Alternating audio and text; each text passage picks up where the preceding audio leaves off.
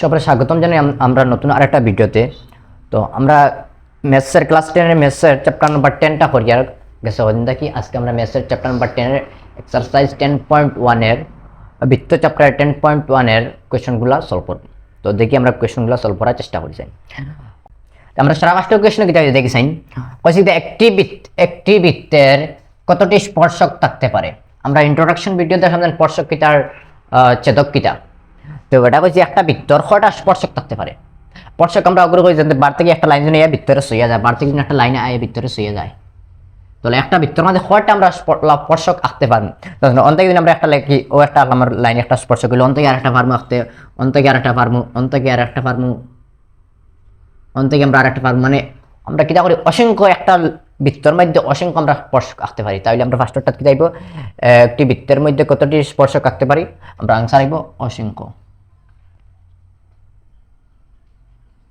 অসংখ্য আমরা আনসার কি যাইব অসংখ্য। 2 নম্বর কোশ্চেন হইছে শূন্যস্থান পূর্ণ করতে হইছে। 2 নম্বর এত কিটা হইছে বৃত্তের স্পর্শক বৃত্তটিকে ড্যাশ বিন্দুতে ছেদ করে। বৃত্তর স্পর্শক বৃত্তরের কিটা কয়টা বিন্দুতে ছেদ করে কইছে। বৃত্তর স্পর্শক বৃত্তরে ড্যাশ বিন্দু মানে একটা বৃত্তর স্পর্শক বৃত্তরে কয়টা বিন্দুতে ছেদ করে। যেমন ধরো আমরা এখন একটা বৃত্ত একটা স্পর্শক আছে মাত্র, আমরা কিটা আছে একটা স্পর্শক আছে,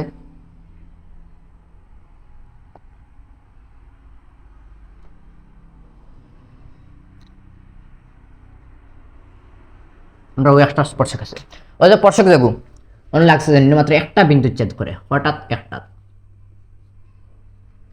তো এটা হচ্ছে বৃত্তের স্পর্শক বৃত্তটিকে ড্যাশ বিন্দুতে ছেদ করে। কয়টা বিন্দু ছেদ করে বৃত্তের স্পর্শক লাগে মাত্র একটা বিন্দু ছেদ করে। তো আমরা একটা আনসার কি দেব একটি বিন্দুতে ছেদ করে।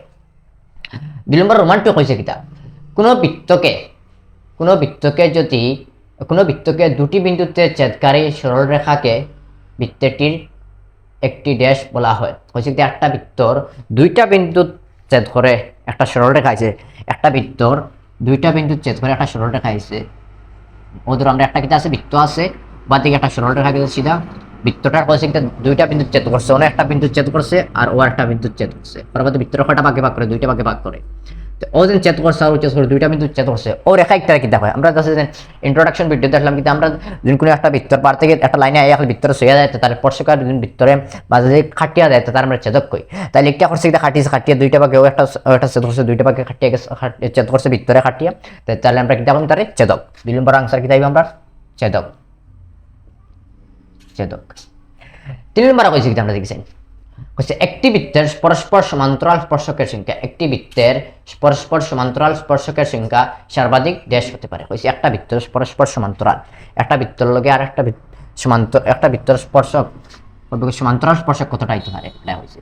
কিন্তু আমরা কি আছে একটা বৃত্ত আছে ওটা আমরা দিলাম স্পর্শক, ও স্পর্শকর সমান্তরাল কয়টা আঁকতে পারবো।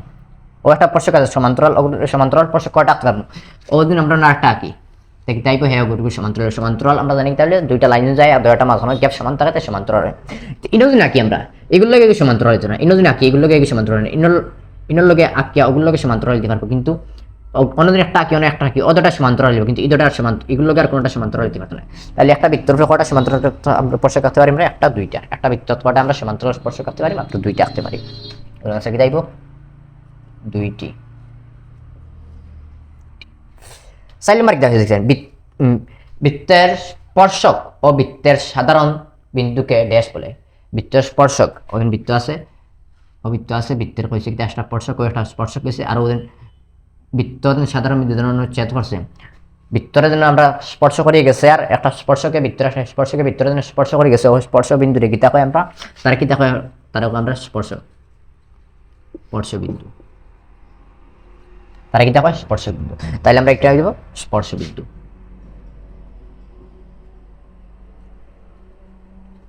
তারা কিতা আমরা স্পর্শ বিন্দু। তাহলে এই তিন সাইডটা আমরা কমপ্লিট করলাম। আমরা 3 নম্বরটা দেখুন। কোশ্চেন নম্বর 3 অর্থাৎ কিতা আছে দেখেছেন। কোশ্চেন নম্বর 3 কইছে 5 সেন্টিমিটার ব্যাসার্ধযুক্ত অকেন্দ্রের বৃত্তের 5 সেন্টিমিটার ব্যাসার্ধযুক্ত অকেন্দ্রের বৃত্তের পি বিন্দুতে অঙ্কিত পি কিউ স্পর্শক। কইছে 5 সেন্টিমিটার একটা ব্যাসার্ধ একটা অকেন্দ্র বৃত্ত, আমরা একটা বৃত্ত আছে অকেন্দ্র, একটা আমরা কিতা আছে বৃত্ত আছে অকেন্দ্র, তার কিতা আছে 5 সেন্টিমিটার ব্যাসার্ধ মানে একটা কেন্দ্র থেকে পরিধিবন্ত তার ব্যাসার্ধ 5 সেন্টিমিটার।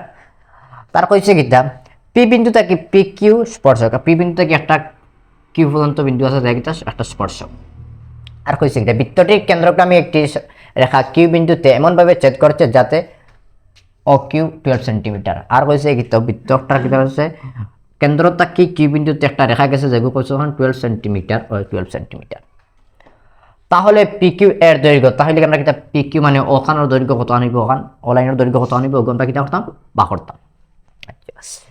সেটা আমরা দেখেছি সলিউশন দিলাম করতাম। ও যে পি বেন একটা কোণ আছে পিকুন, পিকুনি কত হইবে 90 ডিগ্রি, এখানে 90 ডিগ্রি আমরা লিখলাম কোণ ও পি কিউ 90 ডিগ্রি। কিতা লাগি 90 ডিগ্রি এ করছে কিতা আমরা স্পর্শক আর ব্যাসার্ধ কিতা আছে লম্ব হিসেবে দেখে, স্পর্শক আর ব্যাসার্ধ কিতা আছে লম্ব আছে।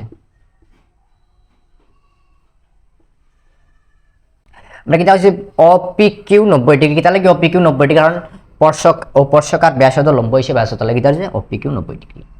এদের ত্রিভুজটা হচ্ছে অপি কিউ, এটা হচ্ছে একটা সমকোণী ত্রিভুজ, কারণ একটা 90 ডিগ্রি আছে সমকোণী ত্রিভুজ হলে আমরা একটা দুইটা দেওয়া আছে আর একটা বাহর দিন কিতা লাগে আমরা পাইথাগোরাসের সূত্র লাগে। তাহলে এখন আমরা পাইথাগোরাসের সূত্র মতে পাইথাগোরাসের সূত্র মতে পাইথাগোরাসের সূত্র কিন্তু আমরা অতিভুজ স্কয়ার লম্ব স্কয়ার প্লাস ভূমি স্কয়ার, অতিভুজ স্কয়ার লম্ব স্কয়ার প্লাস ভূমি স্কয়ার, অতিভুজ ডাইরেক্ট লিখলে অতিভুজ কিটা আছে আমরা Q R O Q square equals to O P square plus P Q square. Q কতখান আছে আমরা কিউ ও কতখান আছে 12 সেন্টিমিটার তার স্কয়ার প্লাস ওপি কতখান আছে ওপি 5 সেন্টিমিটার তার স্কয়ার প্লাস পি কিউ বাড়াই তো পি কিউ জেলা আছে ওলা তার স্কয়ার।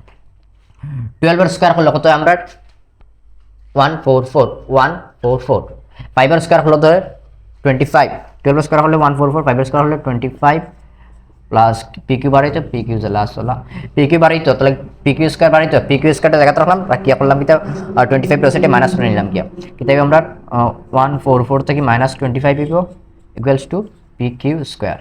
144 থেকে 25 মাইনাস করলে কত রে আমরা কিটা 119 ইকুয়ালস টু পি কিউ। কোন পি কিউ কত বাড়াইছে আমরা পি কিউ স্কয়ার কত বাড়াইছে 119, তাহলে পি কিউ কত হইব পি কিউ √119 স্কয়ার আছে ঠিক আছে ঠিক দেব √119।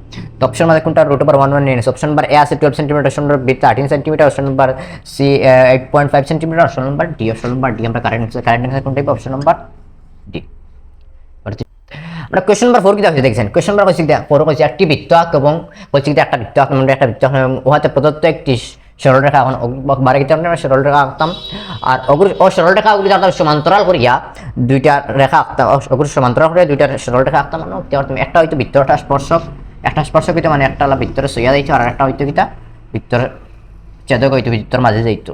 তো আমরা কর্ম কিটা আবার এটা আনতে দিলাম আমরা ক্লাস 9 জেলা ক্লাস 8 9 আছে আমরা কিটা সমান্তরাল সরলরেখা কম্পাস দেখা লাগবে, নরমাল বোর্ড দেখা যাইতো না ওলা কম্পাস নরমাল লাগাই দিও। আমরা সাইলবার কোশ্চেন শেষ হইলো আর নেক্সট ভিডিওতে আমরা 10.2 বাকি কোয়েশ্চেনগুলো সলভ করব।